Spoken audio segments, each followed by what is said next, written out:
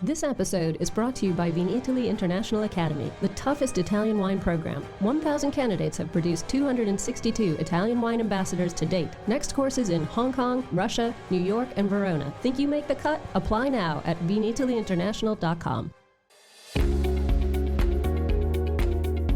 Italian Wine Podcast, a Wine2Wine Business Forum 2021 media partner, is proud to present a series of sessions highlighting the key themes and ideas from the two-day event held on October the 18th and 19th, 2021. This hybrid edition of the Business Forum was jam-packed with the most informed speakers, discussing some of the hottest topics in the wine industry today. For more information, please visit wine2wine.net and tune in every Thursday at 2 p.m. Central European Time for more episodes recorded during this latest edition of Wine2Wine Business Forum.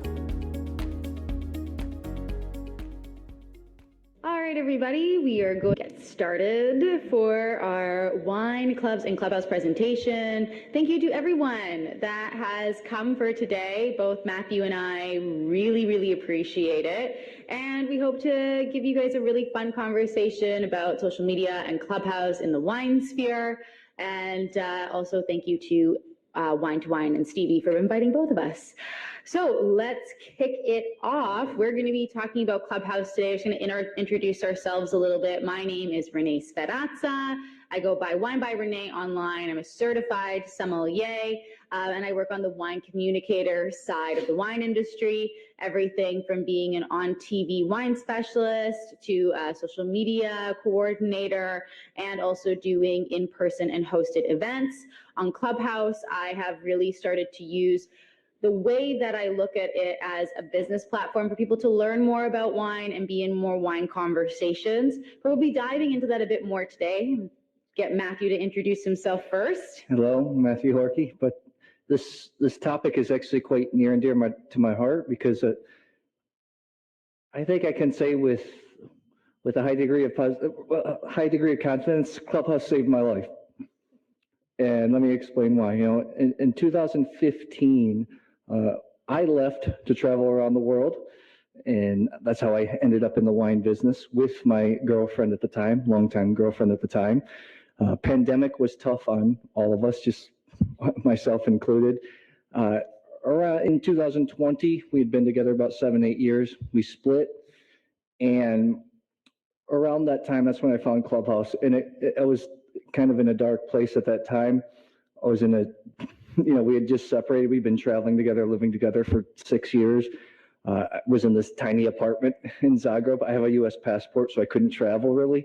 Was just kind of stuck in this tiny apartment. Everything was locked down. Really wasn't seeing anybody. And then somehow somebody, Paul, our good friend Fabian, introduced me to Clubhouse, and I was just addicted right away. I think it just really gave me that social interaction that I needed in a time when I didn't have any. So that's why I am super excited to share some of my experiences and how I think that everybody can use the platform. For sure. So do you want to talk about what actually Clubhouse is? Yeah, so I should probably actually turn on my microphone. Yeah, so the fun thing about Clubhouse, like Matthew was saying, is that it really is an interesting app because you can make a lot of connections to it, lots of interpersonal connections. In terms of thinking about what Clubhouse is, think of it like a podcast meets a conference or Zoom call where you can actually participate in a conversation that's being had. So there's 3 things essentially that I summarize Clubhouse with, which is participate, listen, and collaborate. This, as you can see in front of you, is actually a full screenshot of what the app looks like and the 3 different pages that it is. In the center, you can see conversations that are already going on that you might be interested in finding. Off to the side, where on the left-hand side, I think it's the left-hand side for you guys too, are people that you are following or your friends on the app and what they are doing. And then on the other side, you have, on the right-hand side, you have an explore page where you can search conversations based on the title itself or with emojis to find out new things that you might want to listen to. And as you can see, it already does some suggestions on there. How many people are on Clubhouse here, by the way? I know. How many people here? Let's see. How many people are producers here, or is it A couple of producers. Okay, we got some good stuff for you. And then everybody, wine writers, communicators, how many? All right. Okay. Distribution. Okay, actually, there's something for everybody. So, before we move on, I think this is how I simplify. Clubhouse is really like what's happening here in a virtual space. It's almost literally like having a couple of speakers. If I had some of you come up on stage, you could be speakers too. We could all talk to each other, and then you have the audience, which basically you are right now. It's just that in a virtual space, basically. Yeah, so that's how you can think about it. So, and then having those three aspects of participating in conversation, or you can be listening to a conversation, and you can actually make collaborative efforts with people as you meet them within the space.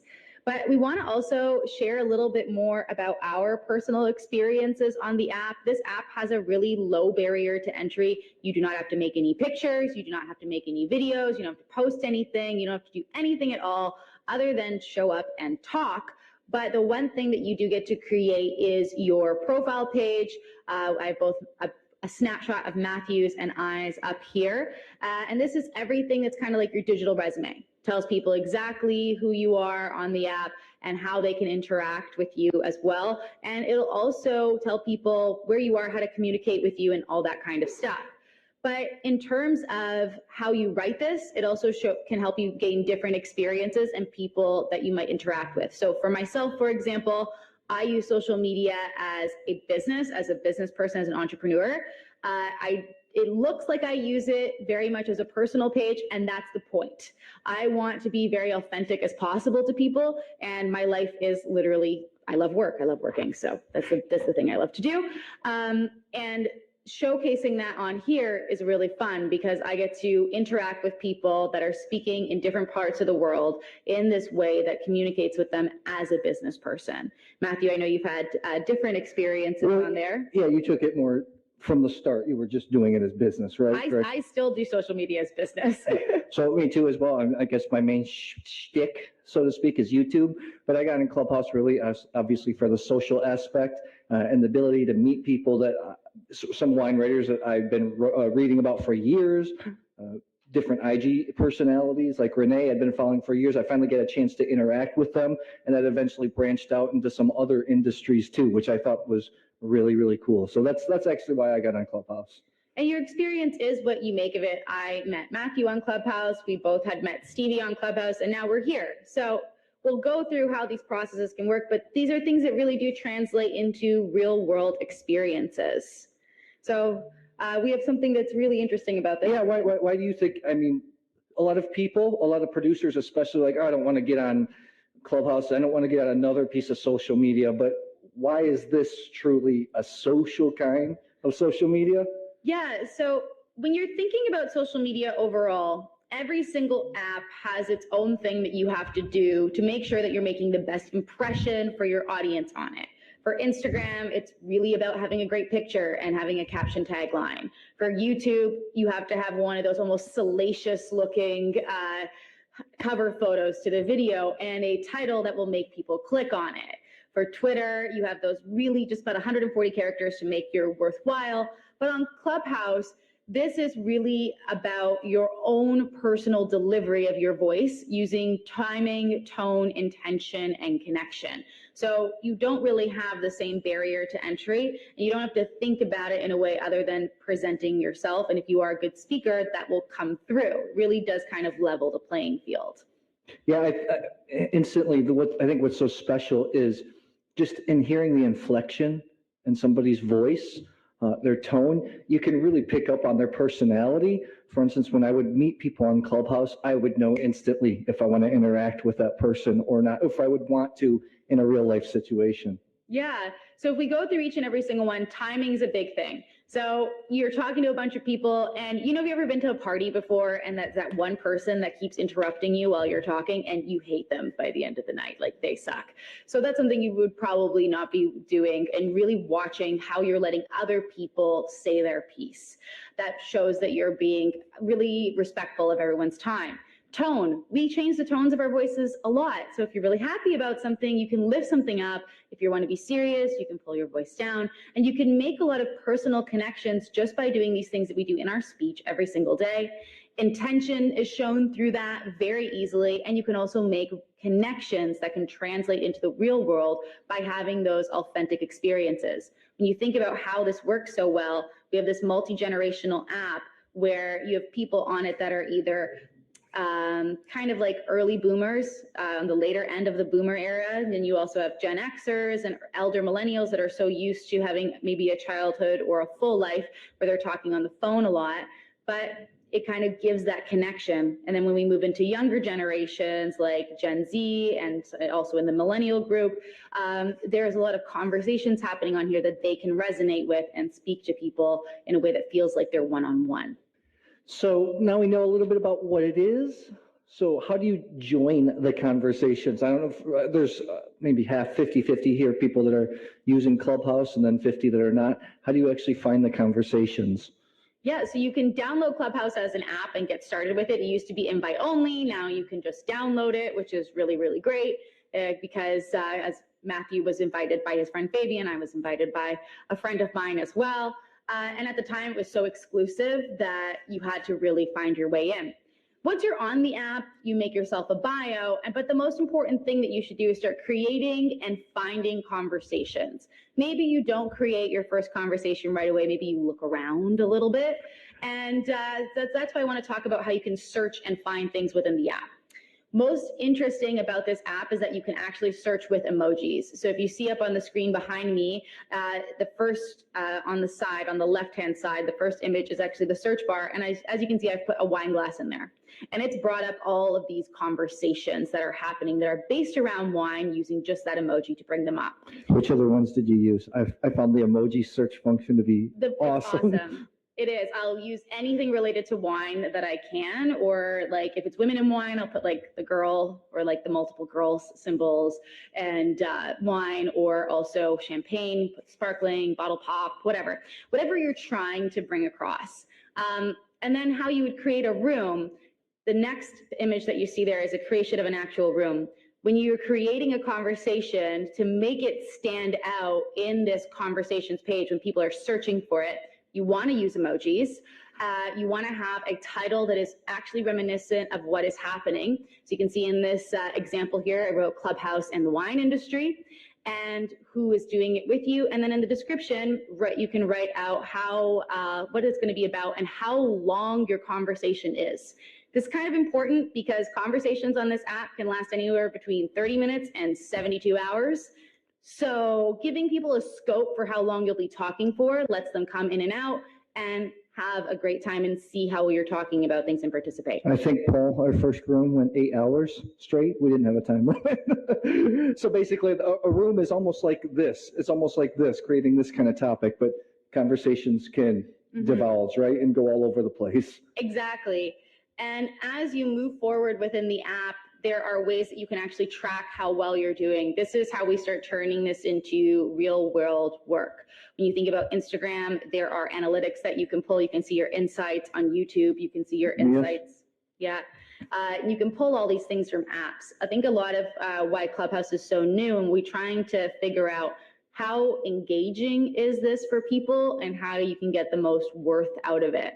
So there's about 6 different things that you would focus on. So the first one is listening time, and that's literally how long people are listening for. But that's what is that? That's total time and then divided by the number of people in the conversation, right? Yeah, so your room can go on for maybe an hour, but maybe your average listening time is 35 minutes. That means that people spent about 35 minutes listening to you speak about something on average. They might have not stayed the entire time that you were talking.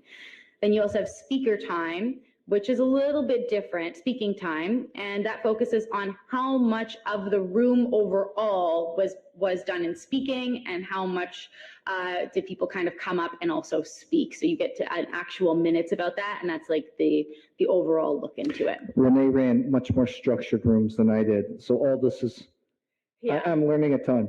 Go ahead. Then you have like accounts in the room. So the amount of people that are actually there the entire time that you had your room going on. So if it was for an hour and by the end of the hour, only 12 people are listening to you, this is actually an account of how many people were there. You might have had 40 people in the room overall. Anyone that's done an Instagram live will know the feeling of seeing it drop down after and be like, 200 people watched this, and then only 20 people were there the entire time. So it's kind of that feeling. The number of moderators, that might not be clear for people that don't use Clubhouse. Can you go on that? So this dives into the app a little bit more and how it's actually set up for you to create conversations. When you look at the app itself, you have essentially 3 different ways that people can interact with it as users of it. So you have your main moderator, which is the person that starts the room and schedules it. Then you have essentially their co-moderators. These are like managers in the room. Basically, for people that aren't using Clubhouse, basically we would be the moderators, and then we could invite some of you up to also be speakers, and then you'd also have the audience too. That's just a simple way to put it. And moderators have the ability to kick people off the stage if people are being rowdy or insensitive or all this other stuff.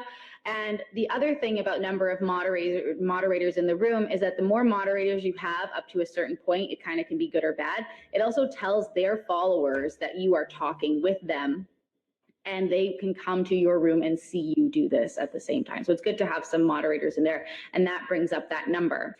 We have number of speakers, which is just the number of people that have spoken, people from the audience that have come up. And the last one is room duration. How long did it actually last for?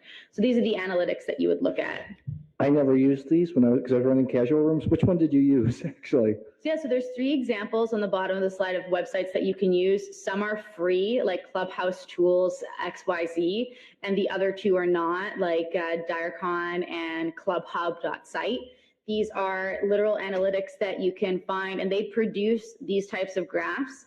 This is what's really useful for people that are working in social media, because this is what you can sell to clients that might want you to do something in this space as part of a campaign. If they don't have these types of analytics, how did it actually work, especially on a platform that has no posting?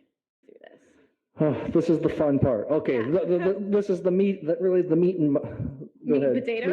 I was going to say meat and bones. Meat and potatoes. Meat and potatoes. We don't have meat and bones for everybody. That's right. So this is probably the most interesting thing about Clubhouse, is that it is a built-in global networking app, more than any other social media that's out there. And I try to represent this with this visual image. So you have me in Canada and Matthew in Croatia at the time, and all the clubs that we're involved in, and then subsequent clubs that we are both involved in that connect people.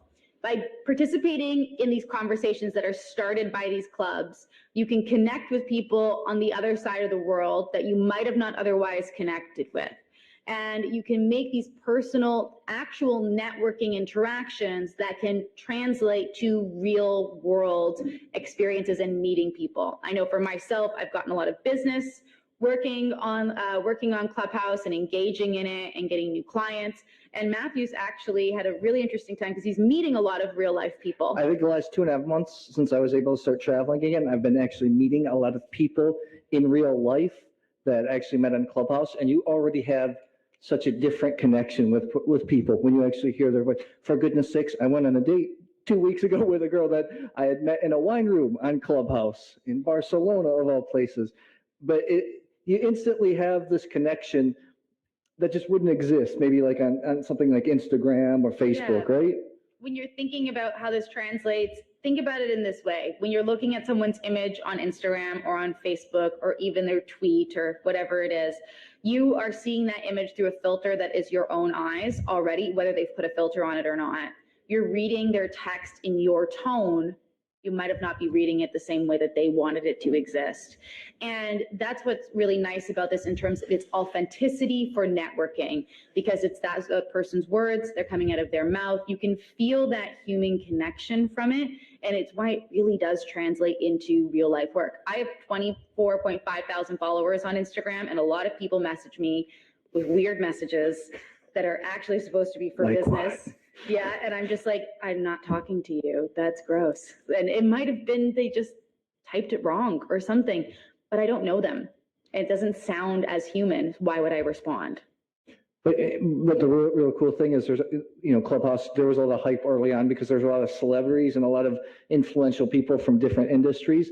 And if you were popping in on every conversation they were having and trying to speak when actually you could, you actually build a connection. People start seeing you in these rooms. I know that we'll talk about it a little bit later. I've met some YouTube creators, since I'm a YouTuber full-time, that would never have been able to meet in person. Next week, or 2 weeks, I'm going to a food YouTuber house party where I'm going to be introducing the wine. Some of these YouTubers, 2 million subscribers, 1.5 million subscribers, really, really big time stuff. And there's no other way that I would have been able to meet them otherwise. I know you've delved into some Clubhouse rooms and other social media platforms too, right? Yeah, so outside of networking, this also is a collaborative, all-in-one learning app, which is really nice. Matthew did touch on that with learning different social media platforms. There's 3 different categories here that we thought were great pinpoints for the wine industry specifically that you can learn about just by people creating rooms and creating conversations. So I noticed that you've been in a lot of YouTube rooms, you've really upped your game a lot more, including the way that your cinematography is done from learning from people online that have helped you. Oh, thanks. You're welcome. I myself find LinkedIn very difficult to use. I do not know why. I just find it very confusing. And I've been in a lot of LinkedIn rooms to try and optimize that a lot more. I've also been a moderator in rooms to help people assess their Instagram social media and how they can make the best possible impression. And that's just for learning in social media. These people are putting out this content that you can ask for real-time responses back from experts that are doing well in something that you want to do well. Before you move on to wine education, I want to give you just some kind of practical stuff. I mean, these people are doing things for free. I was really involved in a cinematography room, and there were a lot of Hollywood cinematographers there. And I actually posted a picture on a different social media platform so they could see about lighting. And instantly, because it's real time, one guy came up, he said, you need to move your key light about 10 degrees to the left and a little bit up. And it will give you the perfect shadow. And I mean, this is kind of information you pay a ton of money from. It's free. It's there. Mm-hmm. It's really incredible. And it also goes with wine education as well. I run a club called the Bottled Up Club, and I was running these rooms on every Saturday at 8 p.m. They've changed since people have gotten back into the openness of the world, because Saturday at 8 p.m. is the time when restaurants are open, and that doesn't work for people. But you have these wine education rooms where you can come in and learn about different regions. People can ask questions and learn about this in a really dynamic way with a very low barrier to entry, hearing from actual experts within the field, sharing their knowledge without you paying anything for it. Now, is this going to make you a wine expert overnight? No, but it will help guide you in a good direction. And it also might be a great way for people to start finding mentors within the field, because they get to talk to people and see how they work in wine. I know that I've gained 2 mentees from doing Clubhouse rooms. Didn't you find, for me, I don't know if you felt the same way, some of the wine rooms it was really interesting, the diversity in terms of knowledge and skill level, and people were not scared, something that we have to deal with in the wine industry we haven't been that great at. Yeah, I think it's really great because you can create a beginner room and you can create something that's a little bit more intensive, but you can also guide people into that with a topic overall. But I think that you touch on a really great point with the diversity that should be coming up within the wine industry, and it's something that we both list as online awareness. What's really great about this app is that you can have these conversations with people in a way that will look at the different diversity that's there. Now, the wine industry has, for lack of better words, have done a very bad job at creating a less homogeneic environment overall. A big thing about that is talking with other people with different experiences and seeing how we can make better efforts to include more people in more wine conversations. There are lots of different conversations on Clubhouse that actually have nothing to do with wine, but are filled with people and moderators that will spend the time talking about how to engage with more Black, Indigenous, people of color, LGBTQ, women's organizations, all this other stuff that you can learn about.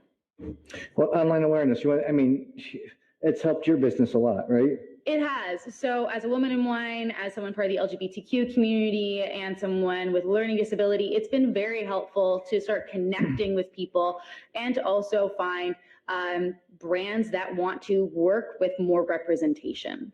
I know a lot of friends of mine that are working in equitable spaces in wine that are finding it really easy to connect with people on this way, because you're not necessarily judged by the same thing that you would be if I'm standing next to Jancis Robinson and Jamie Good. I'm pretty sure people would rather talk to Jancis Robinson and Jamie Good. But if you can't see that person and you're talking to them online and I just sound more interesting, maybe people will also listen to me too. So it's a really easy playing field. Yeah, I found it really powerful. If something you want to get into, maybe if you're in the wine media sphere. Paul and I were running some rooms. We ran one with Jamie Good with some other people, and I found it so interesting. Maybe some of the big names just didn't perform as well, maybe because they weren't able to articulate as well, or the tone of their voice wasn't perfect. And that's where I think this app is really powerful. Yeah. So let's get to practical stuff. Let's get practical stuff. Yeah, this is the practical stuff as we wrap up our presentation here. So this is a virtual world with virtual experiences. How can you use this app to actually translate into meeting people, sales, and increasing your business? That's what we really wanted to end off with. So we got about 8 different things here that you can do. The first one is creating exclusive experiences. I know. I will give an example. So I was invited to an 8-women business incubator dinner. That was a locked room on Clubhouse where it was just women talking about their businesses and how we can help each other. We also all ordered our own food, and they weren't in wine, so nobody brought wine except for me, and they thought I was really cool. But this is a way that you can have these smaller, more engaged opportunities to talk to people. This is great for the exclusivity of maybe some clients that are living not near you that can have a specific thing done. You could send them wine and create these things. Where was my invite? I told you it was a women's business thing. Barrier to entry. So the second is twofold wine events. That actually happened today on Clubhouse today. I know that one of our audience members and myself were actually part of the Clubhouse room that was going on at the same time, that was talking about more magnifying glass versions of what their own presentation was going to be on. So you can have 2 different sides to the event. One of it's just presented on Clubhouse that's showing something extra. The third is multi-format seminars. This is essentially repeating the same information across multiple platforms, and one of which being Clubhouse. I think producers or anybody that's selling wine, this is incredibly powerful to actually do virtual tastings on Clubhouse, because you think about it, I don't want to do Zoom tastings. You're kind of worried about what you look like, if the person's judging you, if you're paying attention or not, what they're doing. Clubhouse, you don't have to see. All you have to do is hear, you can taste. It's incredibly powerful. Paul and I actually did a room where we hosted Mattea Gravner from Friuli Venezia Giulia, and she only promoted the region in Ribolla Gialla. She didn't talk anything about Gravner. She just talked about the region. She came across very authentic. I don't know if you remember that. And it's so funny, I have followers that were in the room that also follow my other social media accounts, especially YouTube. And somebody commented, after that room, I went and bought 2 cases of wine. 2 cases of Gravner wine. I mean, that's really, really powerful stuff. Yeah, and you can have these seminar formats where you can invite people in real life. You can open it up on Zoom. You can open it up on Clubhouse. And your barrier to entry to actually talk to your customers this way is far lower. We shouldn't be expecting that everyone can come and buy a plane ticket to see us. Why should we make it so hard for them to like wine? We can also make it easier for them by doing tastings with wine personalities or bigger, just generally celebrity or celebrity adjacent people on Clubhouse. They do not have to get ready. They do not have to be on a Zoom. They could spend 30 to 15 minutes coming on, and you can promote the heck out of it. And then they can come on, and that is massive. If anyone saw the celebrity wine conversation today, celebrity does move bottles, and it does make conversations happen. I mean, we did a couple of them, Paul and I, for instance, with Réene from Vivino, took an hour with also the founder of Corbin, Greg Lembrecht.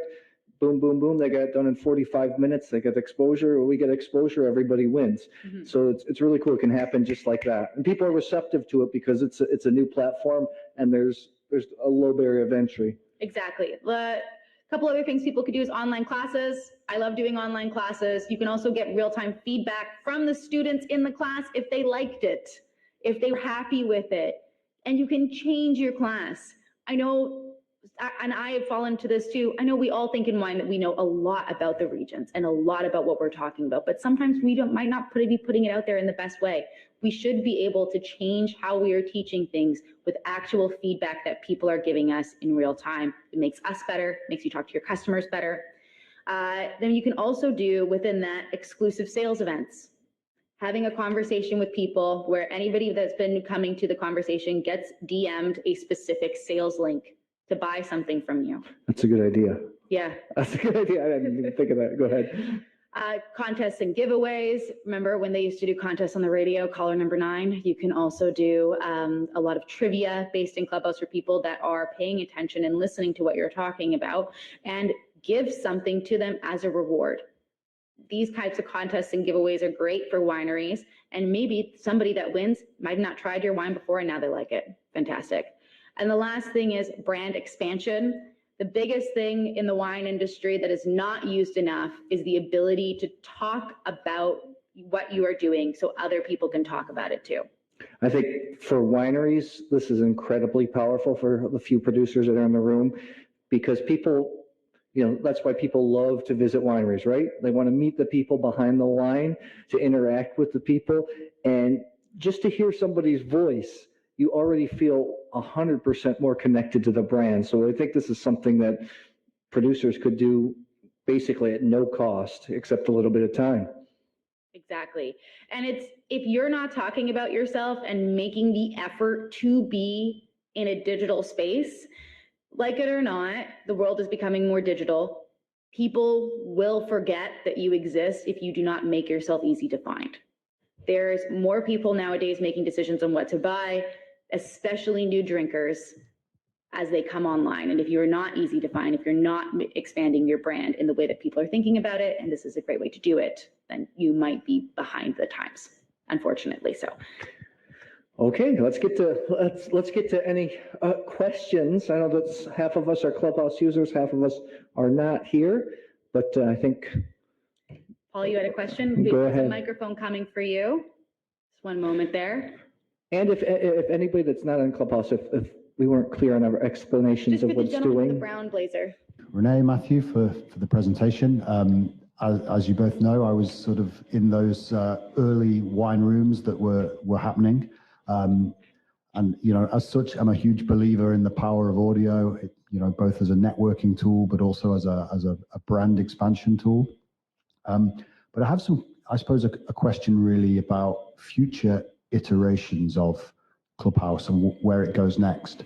One of the reasons I sort of started to spend less time there was really just from a monetization perspective. It felt like I was putting a lot of content out there that I could possibly repurpose somewhere else more effectively. Perhaps, obviously, pros and cons of that argument, but just wondering where Clubhouse is up to now and what opportunities there are to monetize your time. If you are one of those authorities that continues to give out their skills.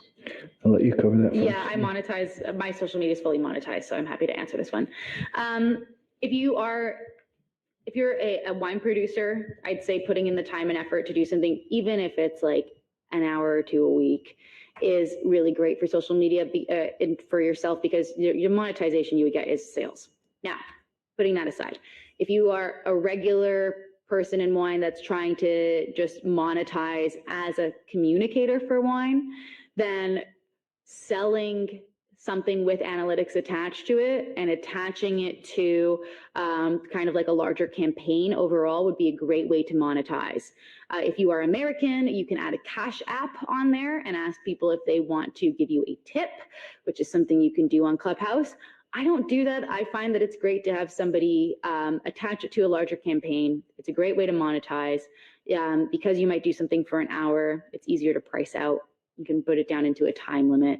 And if they want you to do any work before, and it's kind of like just preparing for a seminar. So your costing for it can be quite similar.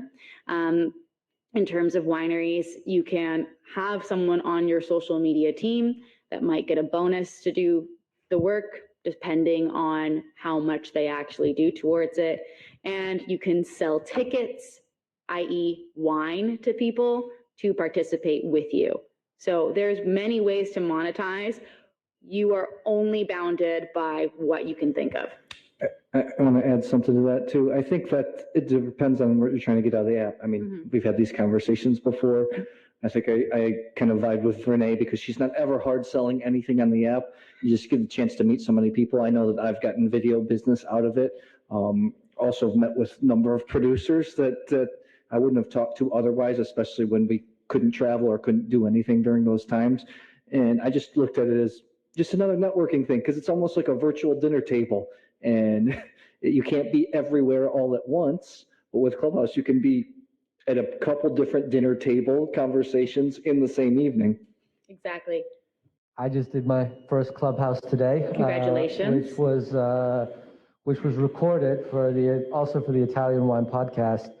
And I was curious though, if people can record the Clubhouse and if there are like privacy issues there, and what happens if somebody doesn't feel comfortable with something that happened in that conversation that then becomes, part of our social media history. Okay, you said you had two questions. Yeah. Is that the first one? That's the first one. Let's answer it first. Okay. You've done recorded rooms. Yeah, let me tackle it. I think part of the beauty in Clubhouse is that like any real conversation, any dinner table conversation, it's open, it's spontaneous. That's what makes it a little bit more fun. One of my partners wanted to do rooms with recorded audio, and we would always have to ask, we would have to let everyone know with a little red record button that the room that it's being recorded, and then you should ask I know people are popping in and out of rooms all the time. Thankfully here today, but nobody's popped out of this room, so that's been great.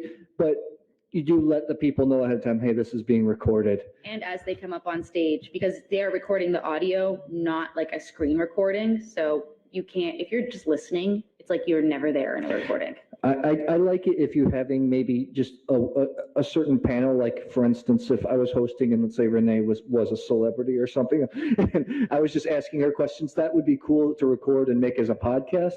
But for kind of more open conversations, I'm not a pro record in that instance. But could there be instances, for example, where you're having a conversation and somebody comes on who you don't necessarily know or know well, and they say something like completely inappropriate, and you find yourself as part of this recorded transcript, even though you may not have said that, something like, I don't know, racist or offensive in some way, and like, how do you deal with something like that? Can I answer that? Yeah, go ahead. So I'm involved heavily in YouTube rooms. I don't know if anybody's a YouTube geek like I am. I don't know, by show of hands, anybody heard of the YouTuber called Mr. Beast? I don't know by share hands. Is anybody here? No, you can just tell us about it. Okay, never mind. So anyways, he's got about 80 million subscribers. He makes every one of his videos go viral. Most of his videos, he's giving away money. He's giving away houses. Like, he went viral first time giving $10,000 to a homeless guy, all that kind of stuff. He got on Clubhouse once, and I was in the room, and the room just blew up. I think there were about 8,000 people in it. He was answering everybody's question, and somebody recorded it and perceived him saying a racist comment. So he got stuck in that kind of certain situation. He just never came back on again. There is a lot of difficulty with that, but there are pros and cons to all social media outputs. Women on Instagram know how their photos can be used to judge against them. It is difficult to be in a space where you can feel really free, but that's the other thing of looking at it as a business person. You are putting something on the internet that you have a bit of control over. Thinking about what your actions are for that are very important. And if you can defend your actions for that, that's also equally as important. There is, if you feel like you are going to be in a space where I can't say this racist thing I want to say because everyone's going to hear it, maybe you shouldn't say it, or maybe you should have that conversation offline before you want to try and have it online with some friends that will actually listen to you and tell you that what you're saying is bad or good. Well, I mean, an example would be, though, if somebody posts on your Facebook page and they say like really bad things in the comment, you just delete it, right? Yeah, you can kick people off stages. Yeah. Okay. You can kick people out of rooms. Okay, my second question is about social validity. So like I just started today, I've got 1 follower, right? Like I don't care. Like people can look at me and say, the guy's got no friends. It doesn't bother me. My brand is fine. But if I'm a winery and, you know, I'm an important winery in Valpolicella or something, and I start out on Clubhouse and I start out at 0, it looks kind of shitty, right? Until you build up a certain level of followers. Like how do you deal with that kind of social validation? I think with wineries, it's even easier because there was a couple of producers on there, some here up from Valpolicella, and to them, I don't think it would really matter any bit if they had 12 people in their room, because those are going to be 12 interested customers. And to add to that, social media is work in general. Mine, like 60 to 70% of my business that I do that generates funds for me to live and have a savings account and do all this other stuff takes so much time that I'll work 12 hours a day and I'll only be focusing on social media stuff. It takes time and effort to grow a following. And the more you put effort into it, the more consistent you are at doing that, the better the returns are. Most of the time, I think when people come into social media as an established brand, they don't think that they have to put in the effort. You still do. And I think, Chris, one thing is, this is where Clubhouse really shines, is it really doesn't matter how many followers you have. Oh, yeah. Because if people hear, if you can articulate yourself well, you are putting good content out there, you're saying great stuff, people will recognize that, and it really doesn't matter. There are a lot of people that I follow on the platform that don't have a ton of followers, but I think they're super interesting people. Do you have any other questions? Okay. Awesome. Thank you, everybody, for coming, and we'll see you around Verona tonight, maybe. Yeah. Cheers. Thank you. Listen to the Italian Wine Podcast wherever you get your podcasts. We're on SoundCloud, Apple Podcasts, Spotify, Himalaya FM, and more. Don't forget to subscribe and rate the show. If you enjoy listening, please consider donating through ItalianWinePodcast.com. Any amount helps cover equipment, production, and publication costs. Until next time, chin chin.